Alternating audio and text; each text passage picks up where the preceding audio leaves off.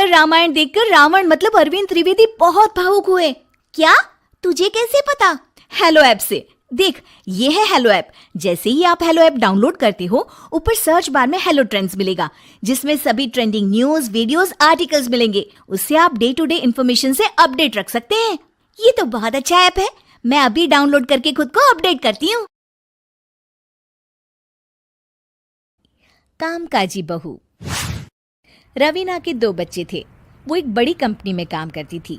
उसके ऑफिस जाने के बाद उसकी सास उसके बच्चों को संभाला करती, लेकिन रवीना को इसकी कोई कदर नहीं थी। एक दिन रवीना अपनी माँ से फोन पर कहती है, मम्मी क्या बताऊं, मेरी सास तो बिल्कुल अच्छी नहीं है। वो समझती नहीं है कि मुझे कितना काम करना पड़ता है। एक तो ऑफिस तक का लंबा सफर और फिर 9 घंटे लगातार काम। बैठे बैठे तो मेरी पीठ अकड़ जाती है। खुद तो सारा दिन घर में मजे करती है, जब मन करा सोए, जब मन किया खाए। तभी उसकी सास वहां आ जाती है। अच्छा माँ, मैं बाद में आपको फोन करती हूँ। जी मम्मी जी, कोई काम है क्या आपको? क्या हुआ? रवीना बहू, सारा दिन तो तू ऑफिस के मजे लेती है, लेकिन यहाँ ये बच्चे मुझे आराम भी नहीं करने देते। मेरी तो तबीयत खराब हो रही है। तो आपको लगता है कि मैं दफ्तर में मौज करती हूँ? आपको क्या समझाऊं, छोड़िए। माँ, काम करना भी जरूरी है। मजबूरी नहीं होती तो मैं खुद ही अपने बच्चों को देख लेती। अब आज तो छुट्टी है ना, आज तो कम से कम घर का काम कर ले। बहू काम शुरू करती है। बच्चे के साथ काम करना उसके लिए असंभव हो जाता है। वो जाकर बच्चा सास को देती है और कहती है, मम्मी जी जरा बच्चा तो पकड़ लीजिए, मैं घर का काम कैसे करूं? जैसे मैं करती हूँ रोज बच्चे के साथ। तुझे बताऊं तो तू सोचती है कि कोई बड़ा काम तो है नहीं, बच्चा तो सोता रहता है। अब देख लिया। खैर, बस मैं यही तुझे समझाना चाहती थी। ला, बच्चा मुझे दे और काम कर। बहू मुंह बनाकर वहां से चली जाती है। वो मन में सोचती है, बात तो सही है, बच्चे के साथ घर का काम करना असंभव है। वो किसी तरह काम करती है और अगले दिन ऑफिस के लिए निकल जाती है।